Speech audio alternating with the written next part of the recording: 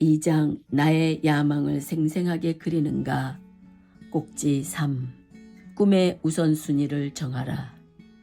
1900년대 초반 프랑스의 사실주의 화가 앙리 루소는 꿈을 이룬 사람이다.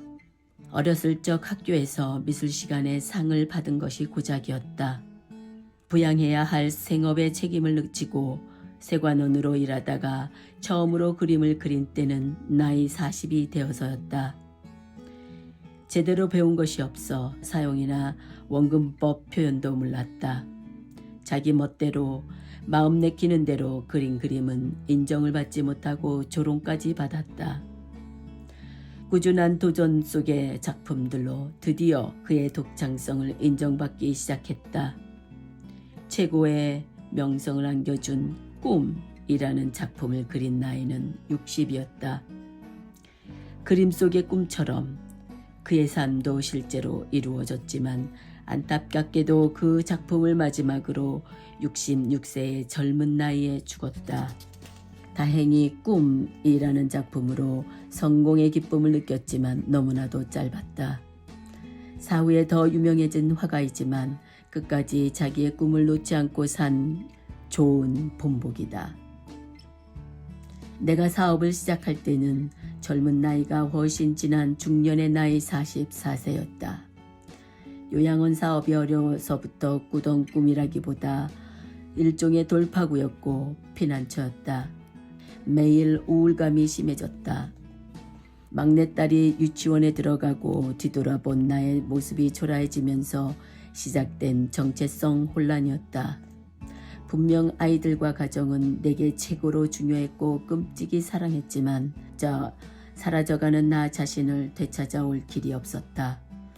오로지 내 앞에 있는 길은 직장이었던 병원과 주말마다 가야 하는 시댁행이었다. 그리스는 신기하게도 우리나라 음식과 문화가 비슷한 면이 많았다. 지방마다 조금씩은 다르지만 마늘과 매운 것을 잘 먹는 음식 문화는 남편이 한식을 좋아하기 쉬운 이유다. 전통도 남아 우월주의로 아들 사랑은 거의 종교에 가깝다. 시아버지의 발을 씻겼다든가 남자가 부엌에 들어가면 남자의 성기를 자른다는 속설도 그리스 문화와 똑같다. 다른 것이 있다면 한국은 장남을 결혼시키고 장남이 나머지는 책임지는 것이었지만 그리스 사람들은 다 결혼시키고 막내랑 산다. 우리 문화보다는 조금 덜 의존적이다. 이 그리스 문화를 해학적으로 잘 풀어내어 유명해진 영화 그릭 팻 웨딩이 있는데 실제 상황과 거의 흡사했다. 남편의 가족 사랑도 예외가 아니었다. 게다가 3형제 중 막내다. 조선 선비라고 내가 지어준 별명인데 간만 씌우면 손색이 없을 정도다. 주말도 없이 열심히 일하는 남편이었고 내가 사랑하는 사람이 행복해하는 것이 나의 행복이라고 믿었다. 겨우 짬을 내는 일요일 반나절을 그는 종교의식처럼 절대적인 존재 엄마 품에 안기러 가기를 15년 동안 했다. 일가 친척 없는 타지 생활을 하는 내가 외로움과 향수병이 있을 거라고 짐작도 하지 않았다. 남편에게 잘 길든 나의 중견의 모습에 서서히 화가 나기 시작했다. 게다가 몸이 아프면서 예민해졌고 아이들 케어만도 힘이 들던 때였다. 주말이면 우리 식구끼리 오붓하게 집에서 쉬고 싶었다. 남편은 자기한테는 아껴도 식구들에게 아끼지 않고 식구들을 위한 것이면 자기 한 몸 불사할 피 끓는 불사조였다. 나에게도 애들에게도 사랑, 애정 표현을 잘한다. 단다. 남편은 감정의 기복이 심해 이유 없이 잘 삐진다. 조울증 증세와 비슷하지만 진단을 받은 적이 없으니 환자라고 보기는 어렵다. 가부장적인 경향이 있어 아이들이 크면서 다른 의견을 내면 인정하기 어려워해 갈등이 커졌다. 신혼 초에 몇 번 조율할 기회가 있었지만 너무도 완강한 그의 행동에 나의 꼬리를 가랑이 사이로 접어 넣었다. 이유 없이 시작된 냉전은 길어지고 잦아졌다. 밖으로 나와 흔들어야 하는 꼬리는 어떻게 흔드는지도 낯설고 좋아한다고 짖는 법도 잊었다. 그보다도 나의 의견을 제대로 말을 못하고 사는 나 자신이 너무 싫었다. 예전에 당당한 나의 모습은 남편의 팔이 되고 아이들의 다리로 합쳐졌다. 가정의 순조로운 평화를 위해 선택한 것이 무건이었다. 밤일을 하고 오면 낮에 자야 하는 간호사의 직업은 중노동이다. 낮에 자는 잠은 4-5시간 자는 긴 낮잠의 수준이다.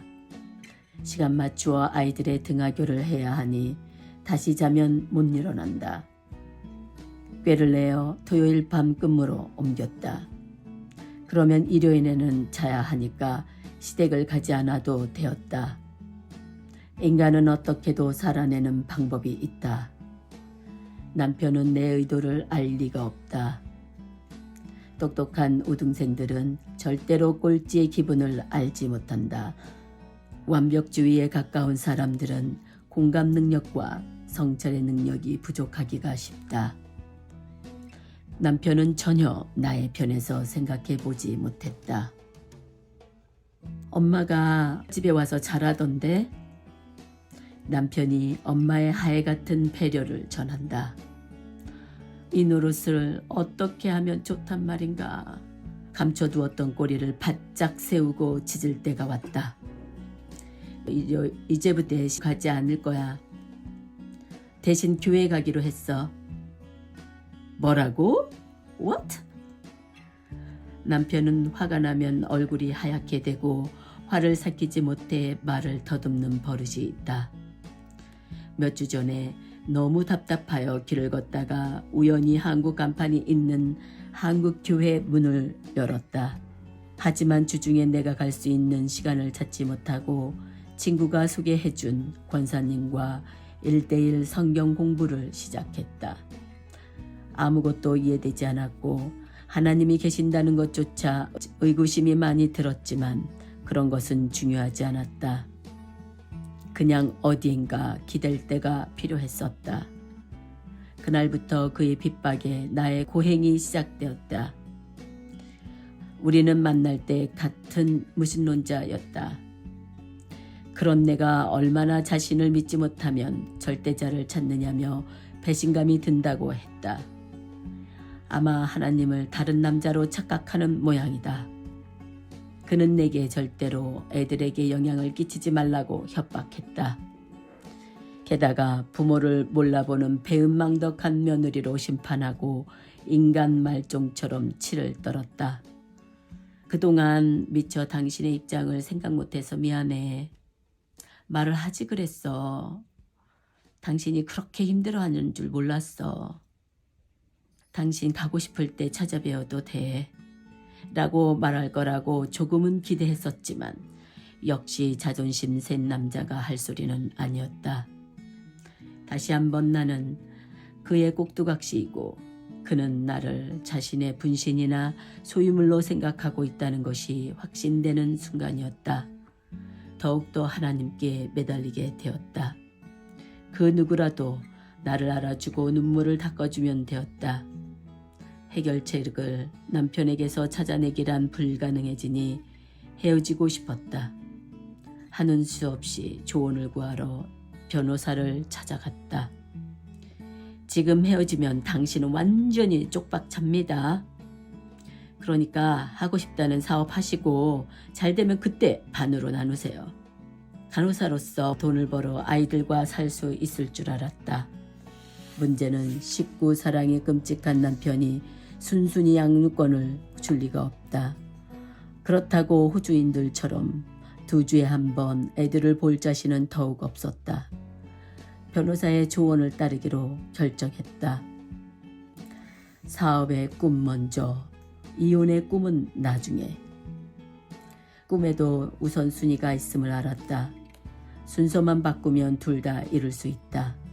사실 이혼을 선택한다면 사업을 못하게 될 뿐만 아니라 삶의 한가운데에서 힘겹게 노를 저어야 한다.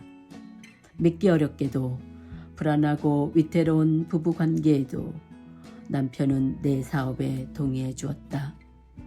나중에 들은 얘기인데 내가 하고 싶은 사업을 도와주고 관계가 좋아지기를 희망했다고 했다. 이런 의리 있고 관계 개선에 노력하는 모습이 이혼을 늦추는 데 도움이 되었다. 문제는 돈이었다. 아무리 사업체를 사기 위해 열심히 깎았어도 돈을 맞추기에는 역부족이었다. 은행에서 집을 담보로 최대한도로 빌리고 당장 현금 돌리기가 힘이 든 부부는 남편의 월급으로 감당했다. 당시 남편은 본업이 IT 엔지니어로 일하고 있었고 주말에는 부업으로 집을 짓고 있었다. 어렵게도 모든 준비가 끝나고 계약만 하면 되었다. 가까운 지인은 변호사로 선임하고 요양원 사업을 파는 자, 건물주와 내가 계약서에 서명했다. 어떤 말로도 이때의 기분을 잘 표현할 수가 없다.